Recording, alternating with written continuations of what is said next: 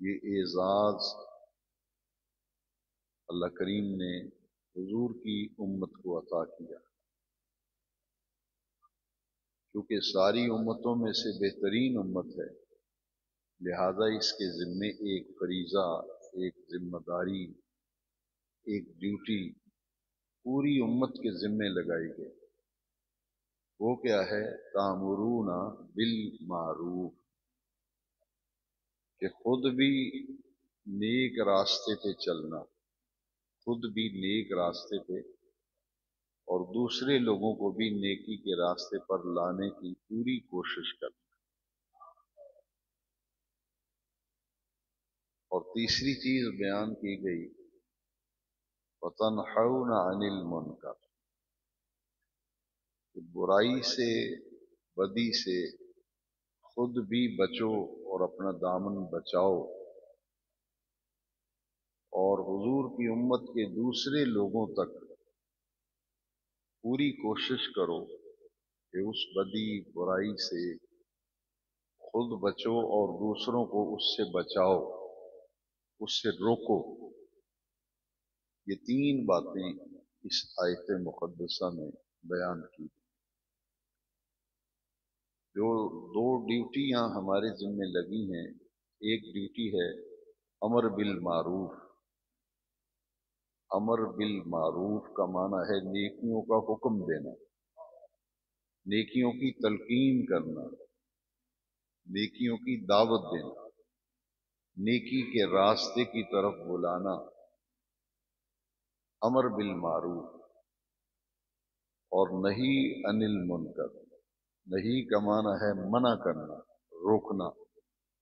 کس چیز سے روکنا؟ بدی برائی سے، گناہ سے خود بھی دامن بچانا اور دوسرے لوگوں کو بھی بچانے کے لیے کوشش اور محنت کرنا۔ اس آیت کریمہ کا مفہوم سمجھ لینے کے بعد قرآن مجید کی ایک اور آیت کریمہ میں حضور نبی کریم علیہ السلام کی امت کو پھر خطاب کیا گیا۔ یہ بات تو آپ سب نے سمجھ لی کہ ہم بہترین امت ہیں، ہمارے ذمہ یہ ڈیوٹی ہے، فریضہ ہے کہ خود نیک راستے پہ، ہدایت کے راستے پہ چلیں، دوسرے لوگوں کو ہدایت اور نیکی کے راستے پر بلائیں اور دعوت دیں۔ اب اس سے اگلی بات قرآن مجید کی آیت کی روشنی میں سمجھنی ہے۔ وَلْتَكُمْ مِنْكُمْ أُمَّةٌ يَدْعُونَ إِلَى الْخَيْرِ، تم میں سے کچھ لوگ ایسے ہونے چاہیے۔ وَلْتَكُمْ مِنْكُمْ،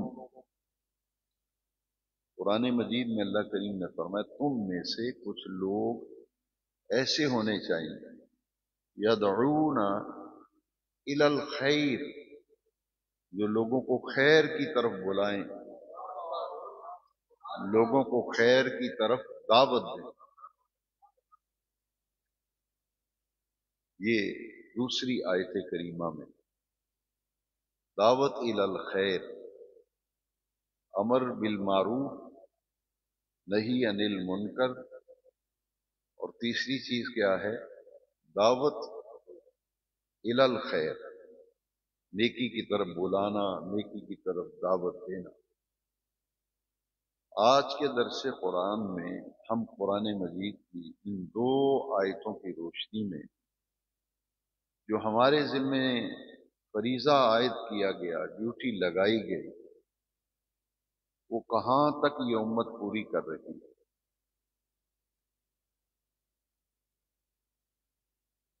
کہ خود نیک راستے پہ چلتے ہیں، دوسروں کو نیک راستے پہ لاتے ہیں، اور نیکی کی طرف دعوت دیتے رہتے ہیں، نیکی کی طرف بلاتے رہتے ہیں۔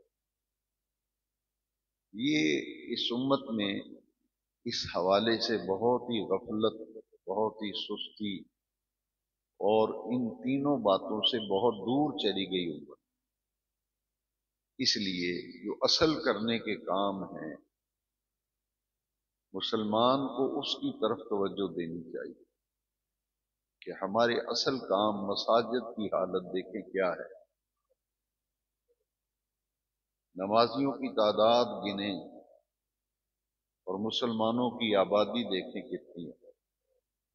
آپ ایک محلے کی مسجد کو لے لیں، پورے محلے میں جتنے ووٹرز ہیں، لسٹیں بنی ہوئی ہیں، دیکھیں ایک وارڈ میں کتنے ووٹ ہیں، اس فہرست سے پتہ چلے گا کہ بالغ حضرات کتنے ہیں یہاں۔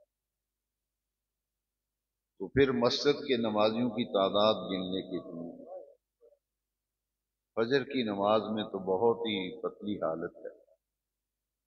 اس وقت سب سے بڑا کام جو اس امت کے ذمے لگایا گیا ہے، آج ہماری ساری باتیں رسم اختیار کرتی چلی جا رہی۔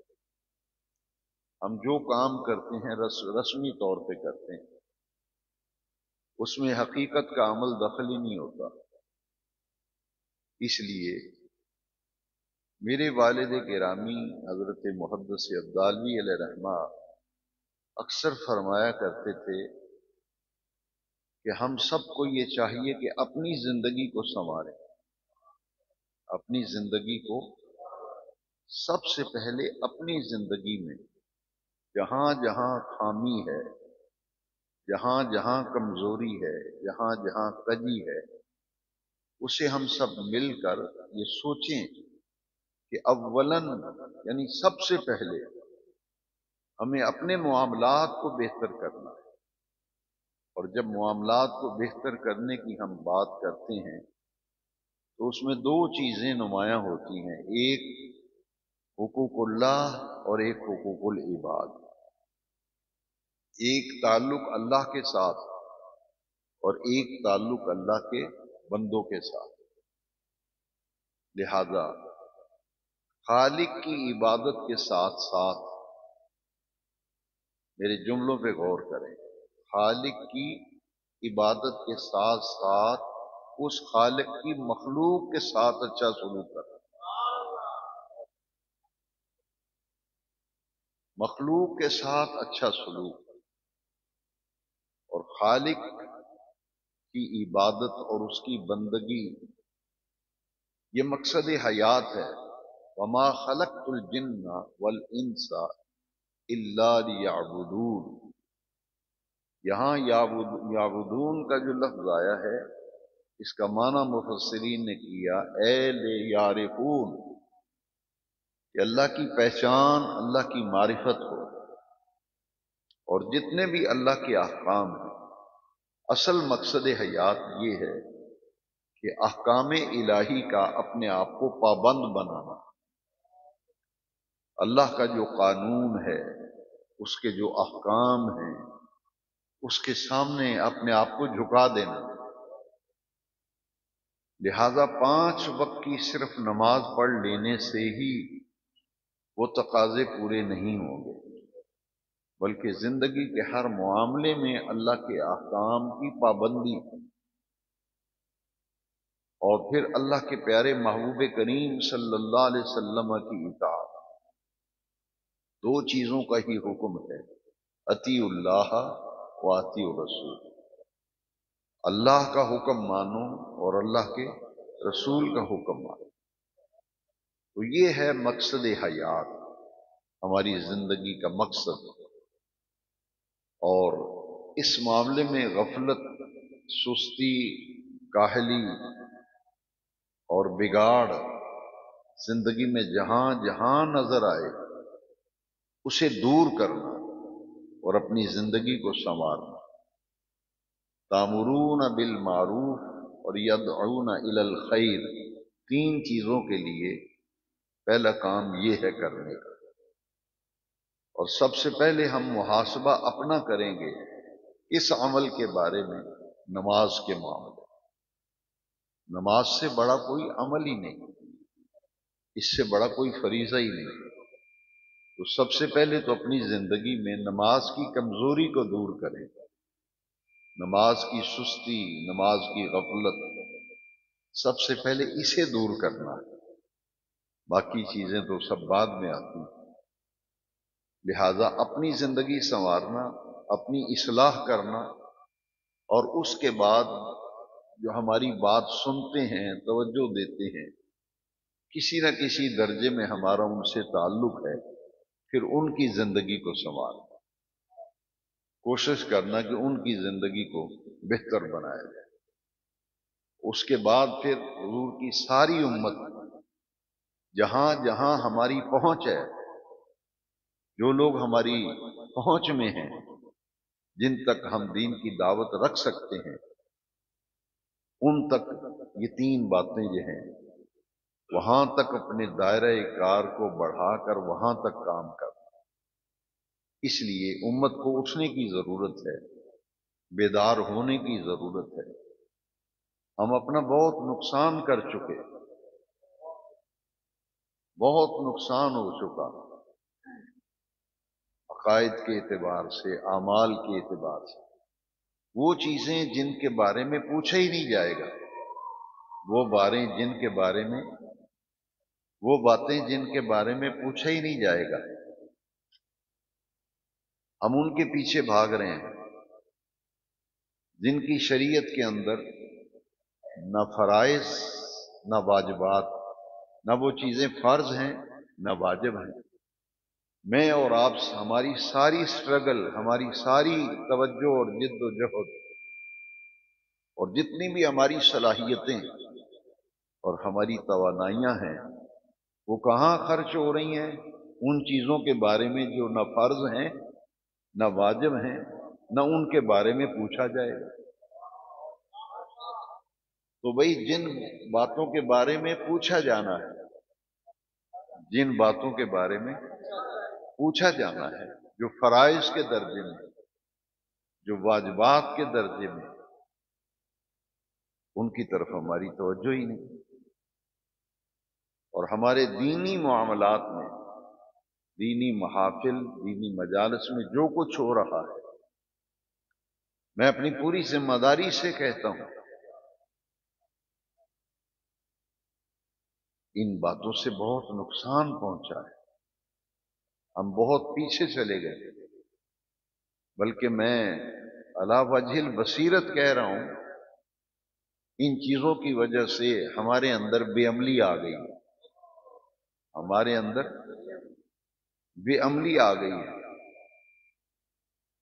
بھئی نماز آدمی پڑھے نا، جمعہ نہ پڑھے، مسجد کی حاضری اس کے پاس ہے ہی نہیں، قرآن شریف کبھی کھول کے نہیں دیکھا، کیا اس سے توقع رکھیں گے؟ تو دین کی کیا خدمت کرے گا؟ لہذا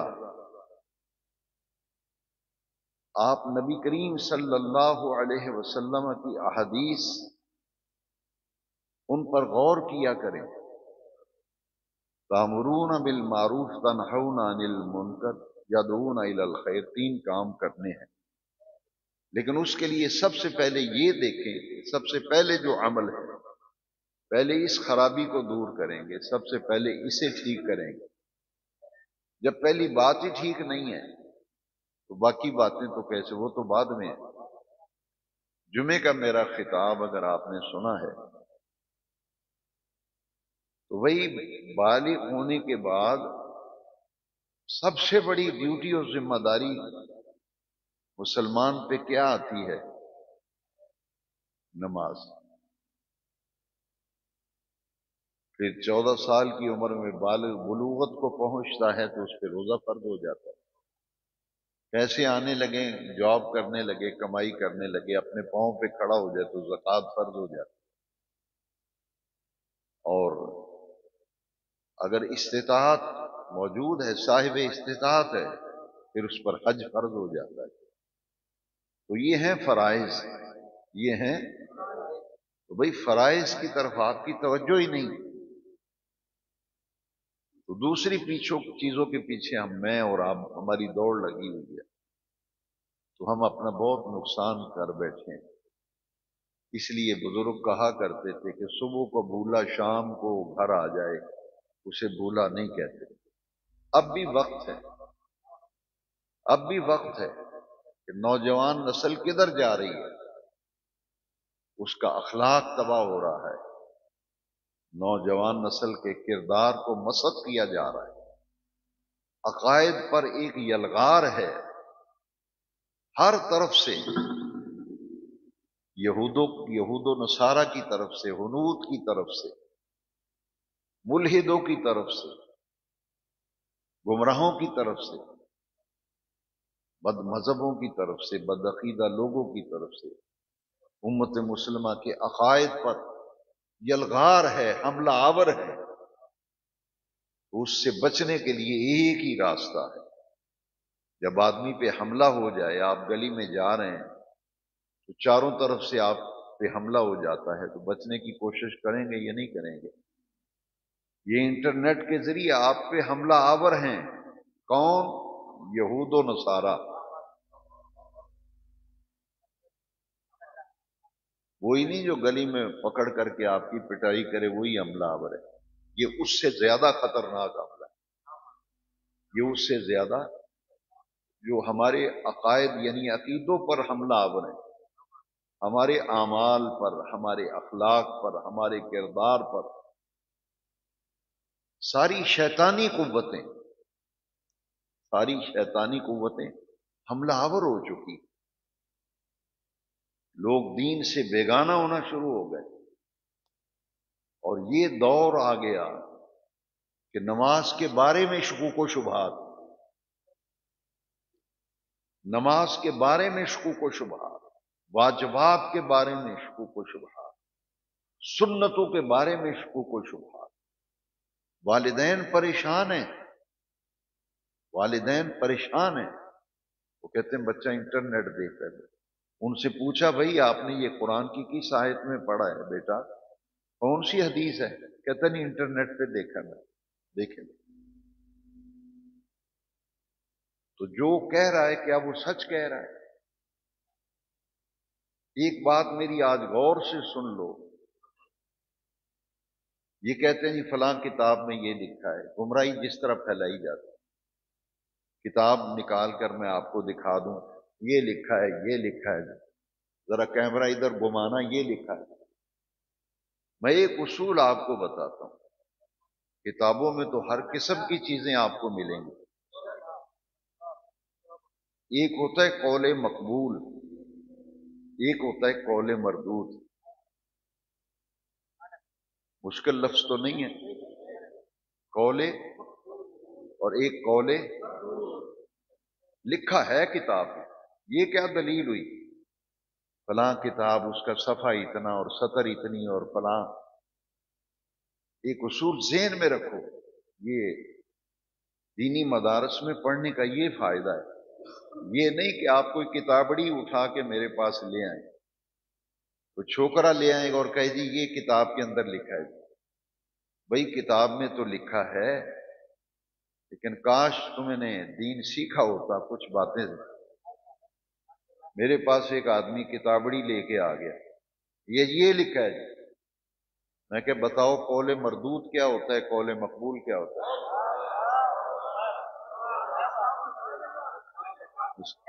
سر پکڑ کے بیٹھ گئے۔ وہ کی ہوندا ہے جی؟ یہ کیا بات ہے؟ آپ نیٹ کے ذریعے بیڑا غرق کر رہے ہیں عقیدے کا۔ یہ فلاں نے لکھا ہے، یہ کتاب ہے، یہ جلد ہے، یہ فلاں محدث ہے، یہ مفسر ہے، لکھا ہے، لیکن دیکھا یہ جاتا ہے یہ قول مردود ہے یا قول مقبول ہوگا تو اسے لیا جائے گا، اسے اس کے مطابق کیا جائے گا۔ قول مردود ہو تو رد کر دیا جائے گا۔ مردود کا لفظی معنی ہے رد کیا ہوا۔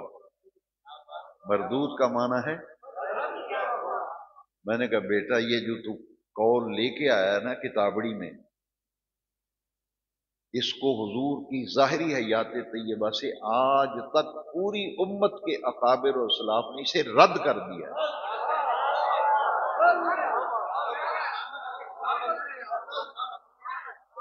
لکھا ہے، لکھا، لیکن اسے کسی نے قبول ہی نہیں کیا۔ پوری امت میں کسی امام نے اسے، ہر ایک نے اسے رد کیا ہے، رد کیا ہے۔ لہذا جب کتاب کوئی لے کے آئے گا تو سب سے پہلے یہ دیکھا جائے گا کہ یہ قول مردود تو نہیں. تو ہم پھر کہیں گے بھائی قول مقبول لے آؤ. ایک اصول ذہن میں رکھیں. آج کے ان کلپ چڑھانے والوں کو جن کو نہ قرآن شریف ناظرہ نہیں پڑھنا آتا، کسی عربی عبارت کو پڑھ نہیں سکتا، آپ یہ کہہ رہے کہ اس نے یہ کہہ دیا، اس نے یہ کہہ دیا. اگر کسی بزرگ کی بات کریں کہ غوث پاک نے فرمایا، داتا صاحب نے، تو کہتے یہ تو بابوں نے فرمایا. میں نے کہا یہ بابا نہیں تمہارا، جو سب سے بڑا بابا تو وہی ہے جس کو تم فالو کر رہے ہو.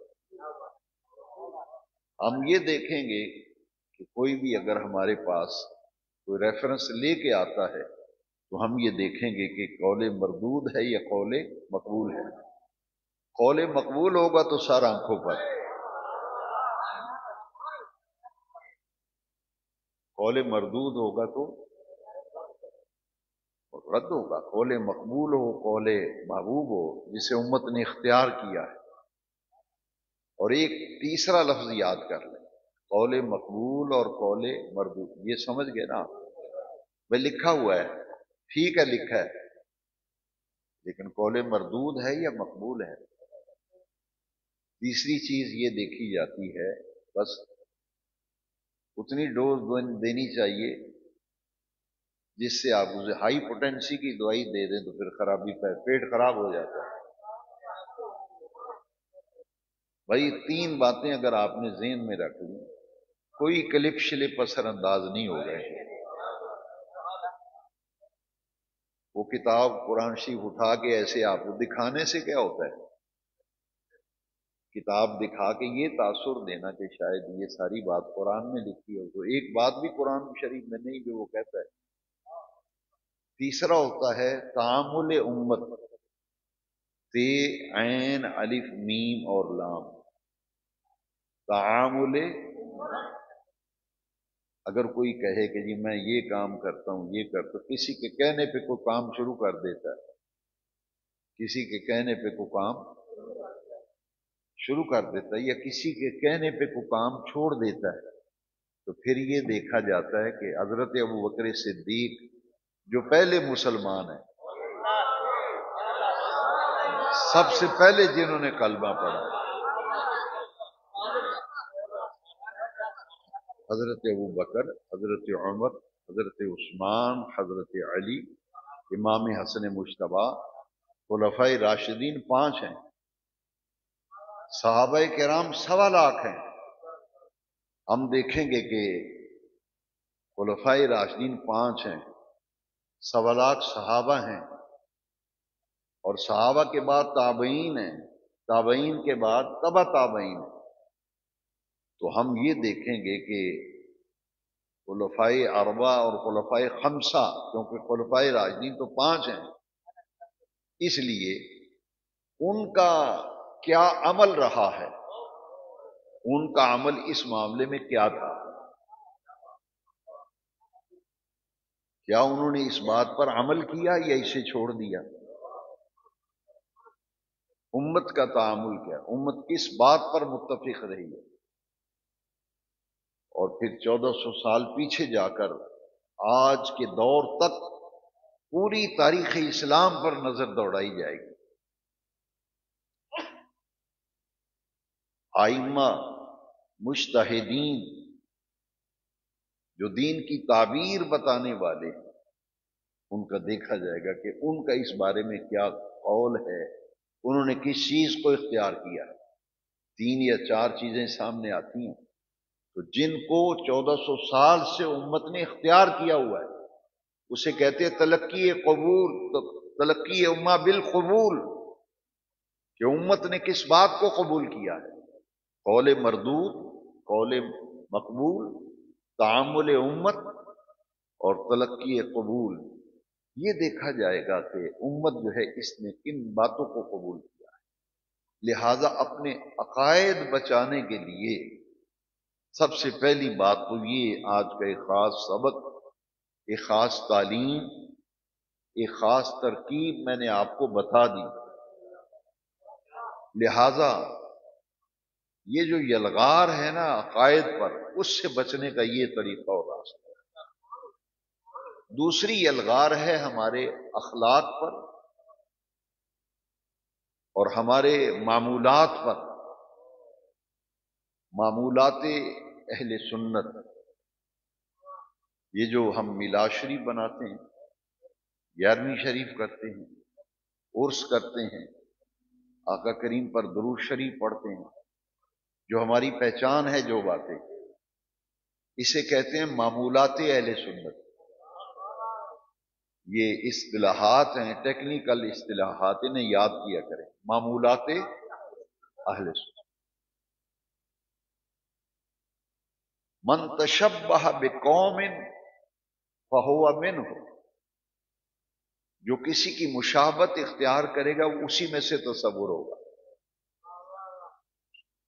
جو کام رافضیوں والے کرے گا وہ رافضی تصور ہوگا، جو خارجیوں والے کام کرے گا وہ خارجی تصور ہوگا، جو یہودیوں والے طریقے اپنائے گا وہ ان میں شمار ہوگا، جو نصرانیوں کے طریقے، من تشبہ بقوم، جس سے مشابہت کرو گے تو یہی سمجھا جائے گا کہ آپ بھی انہی میں سے ہیں۔ منہم، منہم بھی ایک اصطلاح ہے، اس کا لفظی معنی ہے ان میں سے، ان میں سے، وہ ہمارے میں سے نہیں، پھر ان میں سے ہے۔ لہذا عقائد اور اعمال دو چیزیں، ایک عقائد اور ایک، بھائی عقیدے میں بھی ایک نمبر، عقیدے میں بھی اور اعمال میں بھی پھر ایک نمبر۔ اگر عقیدے میں ایک نمبر ہے اور عمل میں وہ 2 نمبر کیا، وہ تو بہت نیچے چلا گیا، وہ قبول نہیں ہوگا۔ اگر اعمال میں 1 نمبر پہ ہے، عقائد میں گڑبڑ ہو گئی ہے، وہ بھی سمجھو زیرو ہو گیا۔ ان دونوں چیزوں کو ساتھ لے کے چلنا ہے، ایک عقیدہ اور ایک عمل۔ قرآن مجید میں اسے اولیاء کرام کی جہاں اللہ کریم نے عظمت بیان کی، وہاں اللہ کریم نے ان کی پہچان بیان کی۔ اولیاء اللہ کی جہاں پہچان بیان کی، وہاں دونوں چیزوں کا ذکر کیا۔ الذین آمنوا وکانوا یتقون، الذین آمنوا عقیدہ ہے، کانوا یتقون عمل ہے۔ تو عقیدے میں بھی افضل و اعلیٰ ہو اور عمل میں بھی افضل ہو، صراط مستقیم پہ چلنا، سیدھے راستے پہ چلنا۔ اس لیے یہ حقائق ہیں، سب سے پہلے اپنے عقائد و نظریات وہ رکھو جو حضور کے صحابہ کرام کے دور سے آج تک امت کی غالب اکثریت جن عقائد و نظریات پہ رہی ہے۔ ائمہ کرام کو دیکھا جائے گا، مجتہدین کو دیکھا جائے گا، مفسرین کو دیکھا جائے گا، محدثین کو دیکھا جائے گا۔ لہذا میری بڑے ادب و احترام سے گزارش کروں گا، اس پہ مضبوطی سے قائم رہو، اس پہ مضبوطی سے، کسی کے کہنے پہ اپنا عقیدہ خراب نہ کرو۔ یہاں زیادہ تفصیل سے میں بات نہیں کرتا، آج کل بڑا محتاط ہو کے گفتگو کرتا ہوں، اس لیے یہ بات سمجھیں کہ جس ڈاکٹر پہ آپ کا اعتماد ہی نہیں، اس کے پاس آپ علاج کرانے جاتے ہیں۔ کتنے ایک بستی میں یا ایک شہر میں کتنے ڈاکٹر ہیں، کتنے ہاسپٹل ہیں، آپ وہیں جائیں گے جہاں آپ کا دل ٹھکتا ہے۔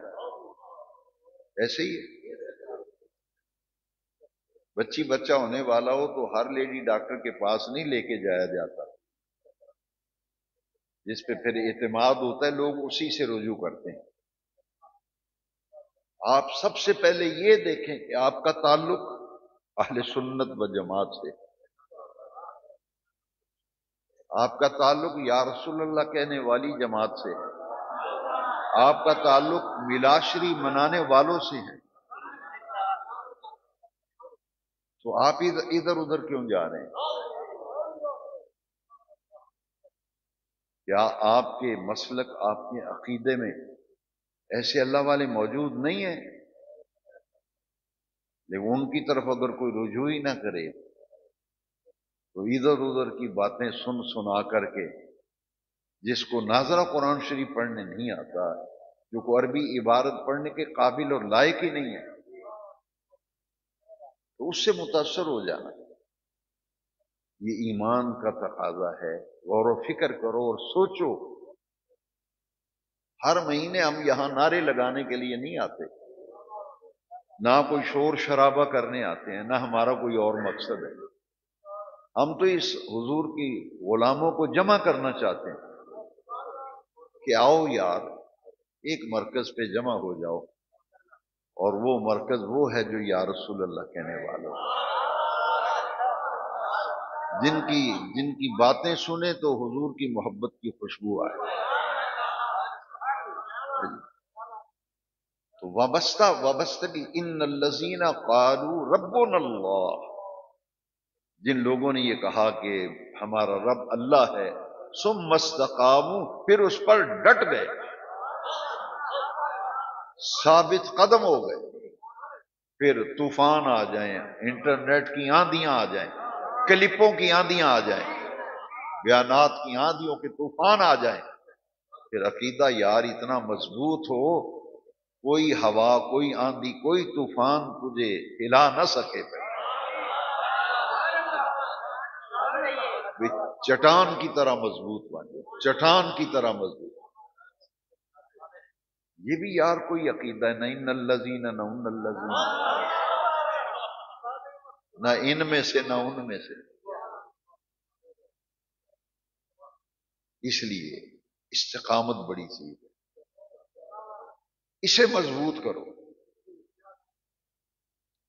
جو لوگ کسی مسلک سے، کسی عقیدے سے تعلق رکھتے، جن کی اپنے مسلک سے وابستگی پختہ ہوتی ہے، وہ ڈٹے ہوتے ہیں اگرچہ گمراہ ہو، وہ تو دوسرے کی بات نہیں سنتے، دوسرے کی کہتے ہیں منکر جاندے ہی منکر، وہ تو اس کی بات نہیں سنتے۔ آپ کو کیا ہو گیا؟ آپ کی یہ صورتحال ہو گئی ہے، جنہیں لایا گلی وہ دن ال چلی۔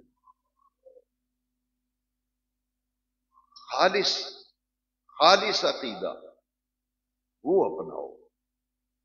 اللہ کی عزت کی قسم ہے، سیدنا ابوبکر صدیق کی پوری زندگی پڑھ لو، فاروق اعظم کی پوری زندگی پڑھو، عثمان غنی رضی اللہ عنہ کی پوری زندگی پڑھو، سیدنا علی کرم اللہ تعالی عنہ، سیدنا امام حسن مجتبی، سیدنا ابوبکر صدیق، سیدنا عمر فاروق اعظم، سیدنا عثمان غنی ذی النورین رضی اللہ تعالیٰ عنہ اجمعین، سب کی حیات پڑھ لیں۔ اللہ کی عزت کی قسم ہے، آپ کو وہی معمولات نظر آئیں گے جو اہل سنت کے معمولات،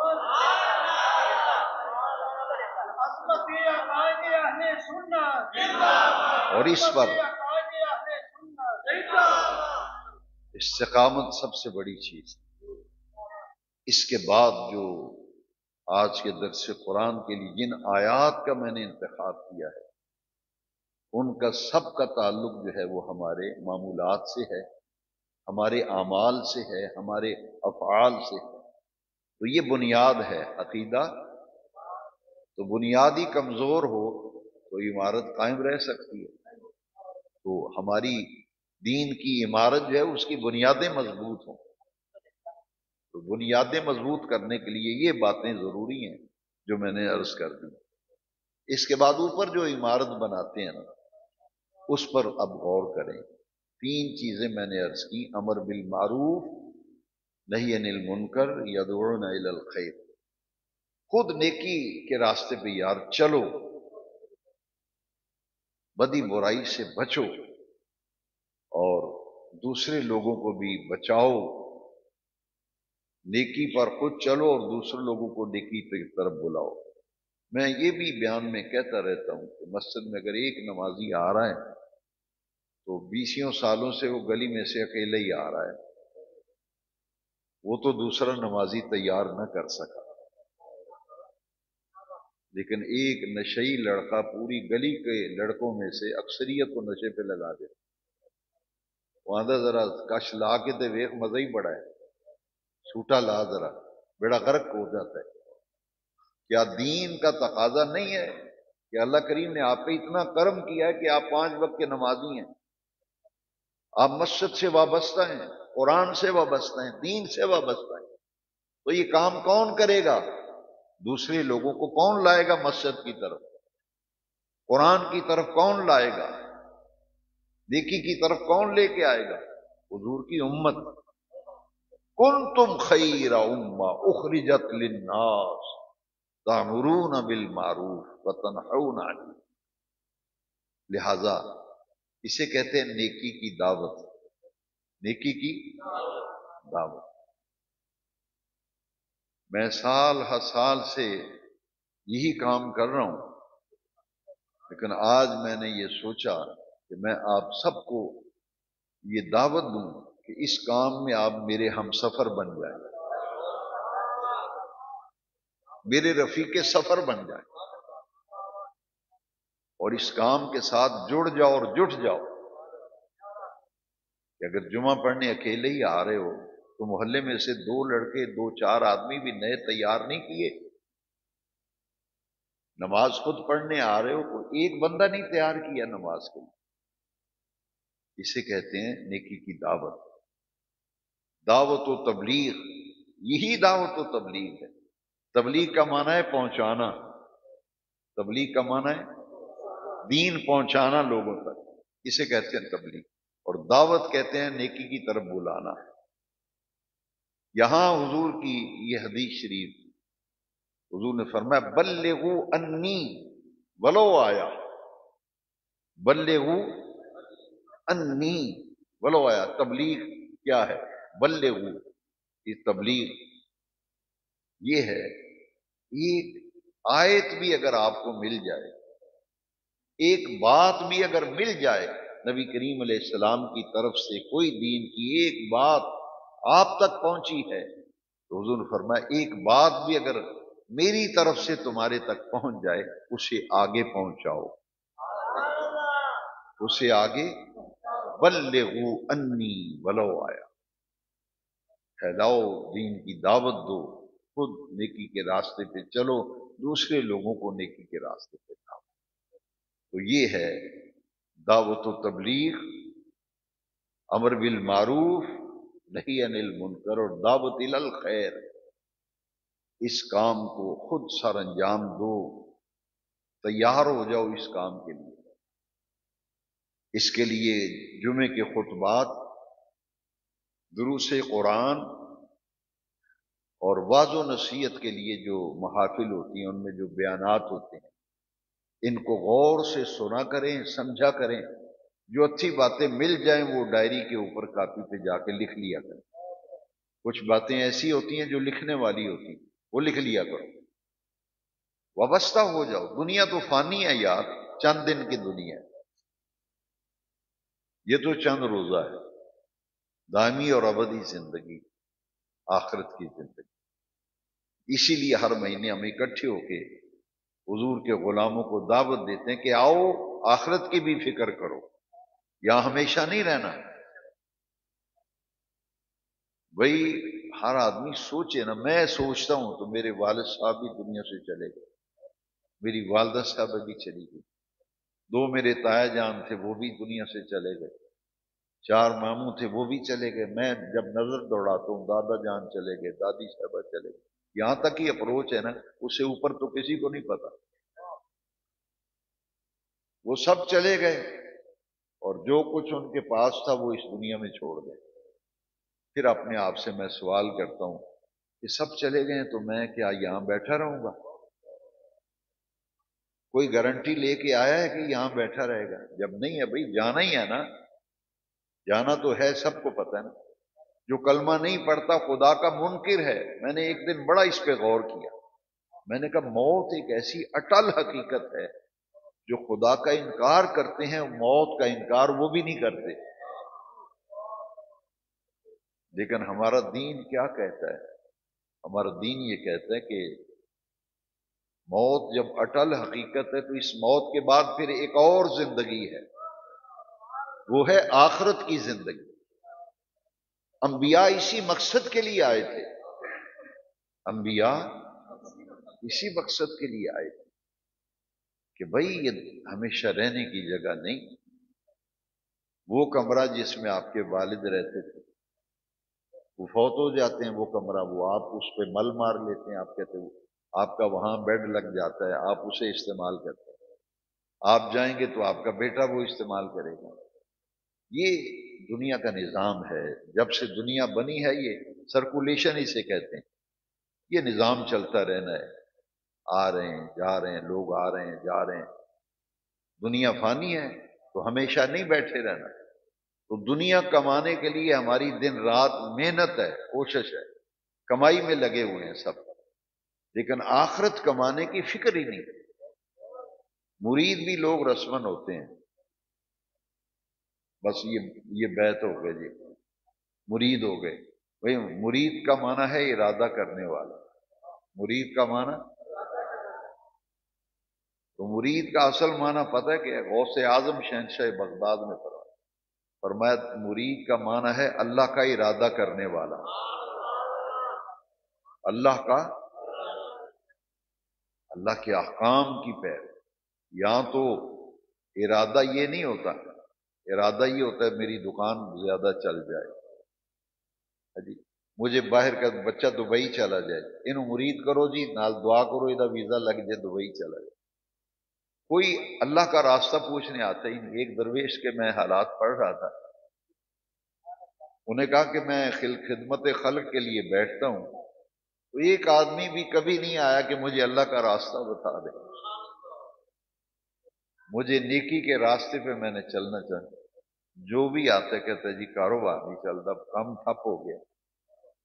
کڑی دا رشتہ نہیں ہوتا جی، منڈے دا رشتہ. بندے آدھے ویخ کے ٹر جاتے ہیں، انہوں نے منڈا پسند ہی نہیں آتا. ہم اس چکر کے گرد ہم گھوم رہے ہیں. یہ ضمنی چیزیں ہیں. یہ وہ اصل مقصد جو ہے اگر اس پہ آپ آ جائیں گے تو یہ ضمنی کام آپ کے خود بخود ہو جائیں گے. جو اصل مقصد ہے وہ تو نظروں سے اوجھل ہو گیا. تو جن چیزوں کے لیے ہم دوڑ لگائی ہوئی ہے نا، ہماری دوڑ غلط ہے. ہماری منزل غلط ہو گئی. ہماری منزل غلط ہے جس کی طرف میں بھی اور آپ دوڑ رہے ہیں بھائی. اس لیے ہمیں واپس آنا ہے. آدمی راستہ بھول جائے نا تو ہم کہتے ہیں ایک جگہ گئے ہم تو راستہ بھول گئے، تو ایک آدمی سے پوچھا ہم نے فلاں گاؤں جانا ہے، کہتے تسی تو بہت اگے آ گئے ہو، تسی تو بہت وہ پیچھے سی جتوں مڑنا سی، تسی کم از کم 10 کلومیٹر اگے آ گئے. میری سوچ بڑی دور چلی گئی. میں نے کسی کی عمر 40 سال ہو گئی، کسی کی 30 سال، کسی کی 50. تو جس منزل کی طرف جانا ہے ادھر تو رخ ہی نہیں ہمارا، ادھر تو ہمارا. تو میں نے کہا پھر اس کی بات سے میری طبیعت پہ یہ اثر ہوا کہ ہم تو بہت آگے نکل آئے. غلط راستے میں بہت، جو اصل راستہ تھا وہ تو چھوڑ آئے ہیں، وہ تو چھوڑ آئے. اصل راستے پہ جانے کے لیے بیک جانا پڑے گا، گاڑی ریورس کرنی پڑے گی، بیک آنا پڑے گا، اور جو سیدھا راستہ ہے اس پہ چلنا ہوگا. اس لیے صبح کا بھولا شام کو گھر آ جائے اسے بھولا نہیں کہتے. مسجد کی حاضری اول ہے، سب سے اول مسجد کی حاضری. یہ ہم نے اپنے لیے آسانیاں دین نے آسانیاں رکھی ہیں، لیکن ہم نے ان آسانیوں سے ناجائز فائدہ اٹھایا. مسجد میں نہیں جا سکے، طبیعت خراب ہے، بیمار ہیں، شریعت نے اجازت دی ہے. پہلی شریعتوں میں گھر میں عبادت نہیں طے جائز تھی. کسی عبادت کے لیے عبادت خانے جانا پڑتا تھا، پہلے انبیاء کی شریعتوں میں پڑھے جاتے. عیسائی آج بھی، میں اگلے دن ایک آرٹیکل پڑھ رہا تھا، میری زندگی میں پہلی دفعہ میں نے یہ پڑھا، مجھے یہ علم نہیں تھا، میں پڑھ کے حیران رہ گیا. انہوں نے لکھا جی کہ عیسائیت کے اندر اگر نکاح ہونا ہے تو گرجے میں ہونا ہے. نکاح کے لیے دلہا کو بھی گرجے میں لانا پڑے گا اور دلہن کو بھی، دونوں وہ ان کا طریقہ اپنا ہے. ہماری شریعت میں تو اس کی اجازت نہیں. وہ دلہا اور دلہن کو سامنے کھڑا کر لیتے ہیں اور گرجے میں، یہاں تک کہ اگر کوئی شہزادہ ہے، کسی ملک کا بادشاہ ہے، شہزادہ ہے، کرسچین ہے، اس کو نکاح کے لیے کہاں آنا پڑے گا؟ چرچ میں. یہاں مولوی کو رجسٹر دے کر وہ بیچارہ کھڑا ہے، دیکھتا ہے ادھر ادھر. کیا حالات ہیں ہمارے، ہم کس طرف جا رہے ہیں؟ جو اگر مسجد میں کوئی نکاح کر لیتا ہے، برادری اس کے خلاف ہو جاتی ہے. مجھے بڑا دکھ ہوا، مسجد میں نکاح ہوا تو برادری نے کہا جی ایک کلا دا ختم سی مسیطے ٹر گئے. اندازہ لگا. پھر آدھے او جی کدی مسیطے بھی نکاح ہوئے نے؟ مسیطے تو ہوں کلاں دا ختم تے 40 دا ختم تے 30 دا تے 10 دا. یہ ہے مسلمان کی حالت. اس بیچارے کو پتہ ہی نہیں کہ جس آقا کا کلمہ پڑا انہوں نے فرمایا عالم هذا النکاح وجعلوه فی المساجد. تو نکاح کے لیے جب دولہا آتا ہے نا، وہ کہتا ہے جی مولوی صاحب نے آخیا جی مینوں آکھن نہ کلمہ سنا. کلمہ میرے کو نہ سونا، مینوں کلمے آوندے نہیں. ہے جی اگر ایسا کوئی ہو نا دولہا، اسے کہیں بیٹا پڑھو کلمہ شریف یا سناؤ مجھے کلمہ شریف. وہ کلمہ نہیں پڑھ رہا تھا، وہ پیو کول بیٹھا سی. مینوں آندا ہے منڈا شرماندا ہے، تسی آپ ہی پڑھ چھڈو. منڈا یہ ہے. سوچنے کی بات ہے، بار بار سوچ. حاضرین محترم، یہ دعوت کے لیے میں نے ساری گفتگو کی ہے، اور کاش میں تو اسی لیے پوری زندگی اسی کام میں لگائی ہے جی. اور میں وہ منظر دعا مانگتا ہوں، یا اللہ ہمیں پاکستان میں بھی کسی مسجد میں وہ منظر دیکھنا نصیب کر. میں نے جو مکہ شریف میں دیکھا، مدینہ پاک میں نے وہاں کھڑے ہو کے دعا مانگی تھی، اور میں نے عرض کیا تھا باری تعالیٰ جو یہاں منظر ہے نا، اذان ہوتی ہے تو جس گلی جس بازار کو دیکھے بھرے ہوئے ہیں، کہاں جا رہے ہیں؟ مسجد میں. مکہ شریف میں، مدینہ منورہ، دونوں مبارک حرمین طیبین، حرمین شریفین. اچھا اگر آپ نے جانا ہے نا تو پھر اذان ہوگی تو آپ جا نہیں سکتے، آپ کو پہلے نکلنا پڑے گا، اذان سے پہلے کہیں جانا. کیونکہ مخالف سمت سے ادھر تو نمازی جس گلی، جیسے اس مسجد کو اگر 8-10 گلیاں لگتی ہیں، جس گلی کو دیکھو بھری ہوئی ہے ساری تو جائے گا کیسے؟ لوگ کہتے ہیں اذان ہونے والی، نکل جاؤ جنہیں نکلنا، پھر لنگیا نہیں جانا. یہ ہے کہ مسلمان دوڑ لگی ہو، جب اذان ہو لوگ مسجد کی طرف آ رہے ہوں، جمعہ ہو تو دوڑ لگی ہو، لوگ انتظار کرتے ہیں کب تقریر ختم ہو تو مسجد میں جائیں. اس لیے کہ ان بیچاروں کے ذہن میں یہ منظم سازش کے تحت مولوی کے بارے میں نفرت پھیلا دی گئی، اور لوگوں نے یہ سمجھ لیا کہ یہ جو ممبر پہ بیٹھ کے مولوی کو بات کر رہا ہے یہ کوئی فضول بات کر رہا ہے. یہی وجہ ہے نا. اگر پتہ ہو کہ خطبے کے بغیر جمعہ نہیں، خطبہ تعلیم خطاب سے ہے، تعلیم اور تبلیغ اور دعوت ہے، تو پیچھے رہنے کی کیا وجہ ہے؟ اس لیے جمعے کو جمعہ سمجھ کر کے پڑھو. کتنے لوگ ہیں ہم میں سے جو جمعے کو عید کا دن سمجھتے ہیں؟ سنتے سبھی ہیں. حضور کی حدیث ہے الجمعۃ عید للمسلمین، جمعہ مسلمانوں کے لیے. جمعے عید والے دن بن پھب کے آدھے ہو، کدی جمعے نو آئے ہو؟ اس طرح جس طرح گھروں میں عید کے دن کھانا پکانا اہتمام کرنا، مسلمان کو چاہیے کہ اس دن کو عید کا دن سمجھے، ایسا ماحول بنائے مسجد میں، محلے میں، شہر میں، ایسا ماحول بناؤ دین والا ماحول. دین ہو دین محمدی سب کا ہے جی. تو یہ ہماری سوچ، ہماری فکر، اس کی اصلاح کی ضرورت ہے. اسی نقطۂ نظر سے آج کے درس سے قرآن و حدیث میں نے عرض کیا، اور تیسری آیت جو پڑھی تھی، یہ 3 کام اب سب نے اب کرنے ہیں انشاءاللہ. جمعے کی دعوت دیں گے لوگوں کو کہا کرو کہ بھائی جمعے میں آؤ، دین کی اچھی اچھی نئی نئی باتیں، تبلیغ کی باتیں، اصلاح کی باتیں سننے کو ملتی ہیں، آیا کرو، جمعہ پڑھا کرو، لوگوں کو دعوت دو۔ اور پھر ایک یہ بڑی مصیبت ہے کہ یہ اس مسیح جمعہ بڑی جلدی ہوں ہے۔ اچھا یہ جلدی اس کا کیا مفہوم؟ مجھے سمجھ نہیں آئی، مجھے کوئی سمجھا دے کہ کسی آیت میں ہے کہ جہاں جمعہ جلدی ہو وہاں جانا چاہیے؟ وہ جلدی جا کے کرنا کیا ہے؟ میں نے اچھے اچھے لوگوں کو دیکھا ہے، اس مسجد میں دیکھا ہے، جمعہ پڑھ کے جاتے ہیں ادھر تاش کھیلتے ہیں، جمعہ پڑھ کے نہیں، جلدی پھر تاش کھیلنے کی نماز پڑھی ہے، کوئی کام نہیں، اور جی اتنے جمعہ جلدی ہوں ہے، تو جا کے ادھر دیکھا تو کوئی تاش کھیل رہا ہے، کوئی گپیں لگا رہے ہیں، جو وقت اللہ کے ذکر میں گزر رہا ہے۔ ہمارے یہاں معقول ٹائم ہے جی، بہت معقول ٹائم ہے الحمدللہ۔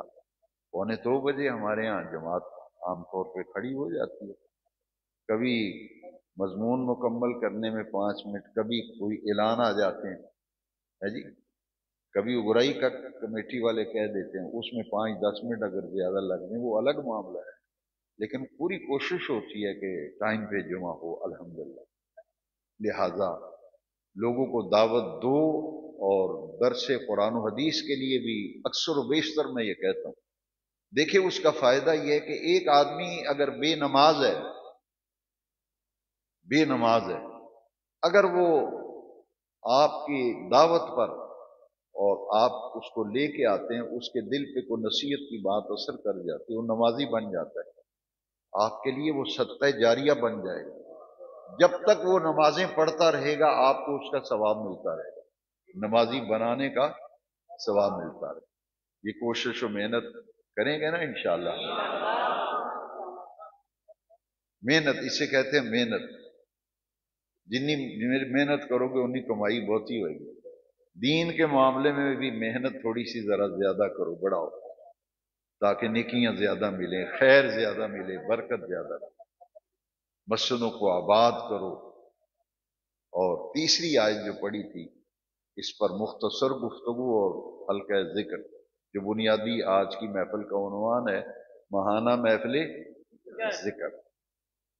جس محفل میں آج آپ آئے ہیں نا، ذکر کی محفل، احیاء علوم الدین امام غزالی علیہ رحمت، اس میں حدیث شریف ہے، نبی کریم صلی اللہ علیہ وسلم نے فرمایا کہ اللہ تعالیٰ کے ذکر کی ایک محفل 20 لاکھ بری مجلسوں کا کفارہ ہے۔ تو ایمان سے بتاؤ یہ بیٹھنا ضائع جائے گا؟ اتنا قیمتی ہے اس محفل میں آپ کا بیٹھنا، اتنا قیمتی کہ اللہ کے ذکر کا ایک حلقہ 20 لاکھ بری مجلسوں کا کفارہ۔ لہذا جمعے میں نے عرض کیا تھا کہ فرائض کی پابندی کے بعد نفلوں کی کثرت سے اللہ کا قرب حاصل ہوگا۔ فرضوں کی پابندی کے بعد نفلوں کی کثرت، مستحبات جنہیں کہتے ہیں، مستحب عمل، یہ جو حلقہ ذکر ہم قائم کرتے ہیں ہر مہینے، یہ نوافل میں شمار ہیں اور یہ مستحبات میں ہے۔ حضور نے فرمایا صحابہ کرام سے کہ جنت کے باغوں میں سے کبھی کبھی کچھ کھا پی لیا کرو، جنت کے باغات میں سے کچھ کھایا پیا کرو۔ صحابہ نے عرض کیا حضور ریاض الجنہ کیا ہیں، جنت کے باغ کون سے ہیں جن سے کھانے کا حکم دے رہے ہیں؟ فرمایا ہوا مجالس اہل الذکر، ہوا مجالس اہل الذکر، جو اللہ کے ذکر کرنے والوں کی محفلیں اور حلقے ہیں، یہ جنت کے باغ ہیں، یہ جنت کے نعمتوں سے مستفید ہونے کے برابر ہے۔ اس لیے یہ ذکر کا حلقہ، آیت کریمہ تیسری میں نے ذکر کے حوالے سے تلاوت کی، الا بذکر اللہ تطمئن القلوب، اللہ کا معنی ہے خبردار، بذکر اللہ، اللہ کے ذکر سے تطمئن القلوب، دل چین پاتے ہیں، دل قرار پاتے ہیں۔ یہ دل کا چین اور قرار یہ تو اللہ کے یہ جو ہم کھانے پینے کی چیزیں کھاتے ہیں، کچھ کھاتے پیتے رہتے ہیں، یہ ہمارے جسم کی غذا ہے، اور اللہ کریم کا ذکر جو ہے یہ ہماری روح کی غذا ہے۔ غذا کھانے سے جسم میں طاقت آتی ہے، جسمانی غذائیں کھانے سے جسم میں طاقت آتی ہے، اور اللہ کے ذکر ایسی غذا ہے جس سے روح طاقتور ہوتی ہے۔ یہی فلسفہ ہے اولیاء اللہ کا، فَاذْكُرُونِي أَذْكُرْكُمْ، تم میرا ذکر کرو میں تمہارا ذکر کروں۔ اور ایک آیت میں نے تلاوت کی ہے، اے ایمان والو، یا ایھا الذین آمنوا اذکروا اللہ، اللہ کا ذکر کرو، کثیرا،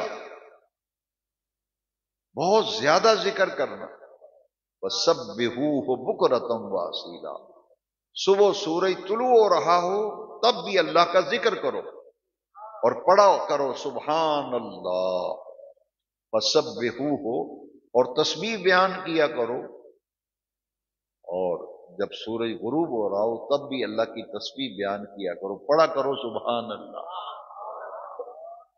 حضور نے فرمایا، مسلم شریف میں یہ حدیث پاک ہے کہ سورج نکلتے وقت جس نے 100 مرتبہ پڑھا سبحان اللہ و بحمدہ، اور سورج غروب ہوتے وقت 100 دفعہ پڑھا سبحان اللہ و بحمدہ، بس اتنے لفظ ہیں حدیث، اس حدیث میں فرمایا اس کے گناہ اگر سمندر کے جھاگ کے برابر بھی ہوں تو اللہ تعالیٰ معاف فرما دیتے۔ اسی لیے حدیث شریف میں ہے کہ کسی آدمی کی سابقہ زندگی کے گناہوں کو یاد مت دلاؤ، لیکن ہماری عادت ہے، ہماری عادت جاتی نہیں۔ حضور نے فرمایا جو گزرا ہوا وقت ہے اسے یاد نہ کراؤ، کیوں؟ فرمایا ممکن ہے اس نے توبہ کر لی، تمہیں اس کا گناہ یاد ہے لیکن ہو سکتا ہے اس نے توبہ کر لی۔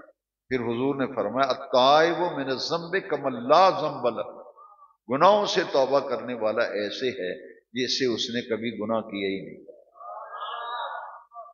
تو یہ محافل ذکر، یہ توبہ کا عمل بھی ہے، اس میں ہم آخر میں جو دعا مانگتے ہیں اس میں ہم عرض کرتے ہیں اپنے رب کی بارگاہ میں، اے باری تعالیٰ تیرے ذکر کے لیے آئے ہیں، تیرے گھر میں آئے ہیں، ذکر کی محفل میں، ہماری زندگی کے سارے گناہ ان سے ہم توبہ کرتے ہیں، ہمارے گناہوں کو معاف کر دے۔ تو یہ گناہوں کی مغفرت اور ان کی بخشش کا ایک ذریعہ ہے اللہ کا ذکر۔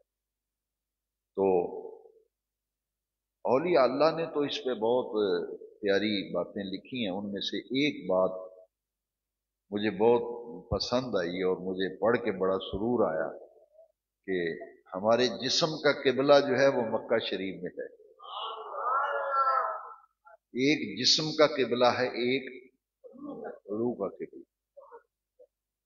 جب آدمی فوت ہو تو کہتے جی ادھی روح نکل گئی، تو کدھر گئی؟ ارجعی الی ربک، قرآن شریف میں ہے نا، یا ایتھا النفس المطمئنہ ارجعی الی ربک راضیۃ مرضیہ فادخلی فی عبادی وادخلی جنت۔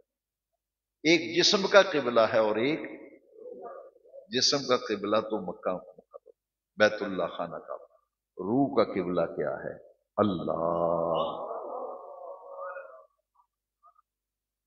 روح کا قبلہ۔ یہ لفظ اللہ جو ہے یہ ہمارے پروردگار ہمارے رب کا اسم ذات ہے، اس میں اللہ آخر میں ہے کی آواز آنی چاہیے، اللہ صرف کہنا یہ صحیح تلفظ نہیں، اللہ یہ اسم ذات ہے، یہ ہے روح کا قبلہ۔ اس لیے جب لفظ اللہ کا ورد کیا جاتا ہے، ذکر کیا جاتا ہے، تو روح بندے کی جو ہے وہ طاقتور ہوتی چلی جاتی ہے، قوت پکڑتی ہے، دل کو چین ملتا ہے، قرار ملتا ہے۔ الا بذکر اللہ تطمئن القلوب، دل کا چین اور دل کا قرار وہ تو اللہ کے ذکر میں ہے۔ میں اپنی باتوں کو دہراتا اس لیے ہوں تاکہ یہ ترتیب وار سبق ذہن میں رہے۔ سب سے بڑا ذکر کیا ہے؟ آپ کو میں نے کئی مرتبہ بتایا، اقم الصلاۃ لذکری، ذکروں میں سے سب سے بڑا ذکر کیا ہے؟ اس سے بڑا ذکر ہی کوئی نہیں۔ باقی پھر وہ بڑی تفصیل ہے، اس کے لیے تو کئی محفلیں چاہیے، ایک محفل میں تو یہ بیان نہیں ہو سکتا ہے جی۔ ذکر جلی، ذکر خفی، ذکر قلبی، ذکر روحی، یہ تو درجات ہے نا۔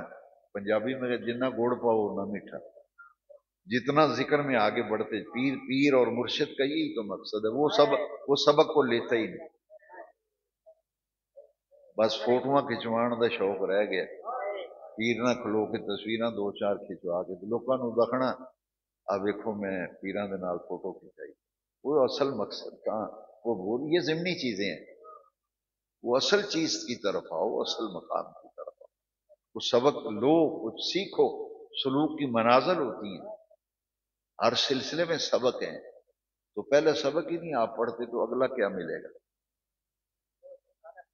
لہذا مریدین کے لیے ضروری ہوتا ہے، ہمارے سلسلے میں نہیں، کئی سلاسل میں یہ ہے کہ 40 دن تک اگر پیر کی صحبت میں ملاقات نہ کریں تو وہ بیعت دوبارہ کرنی پڑتی ہے، کئی سلسلوں میں ہے یہ،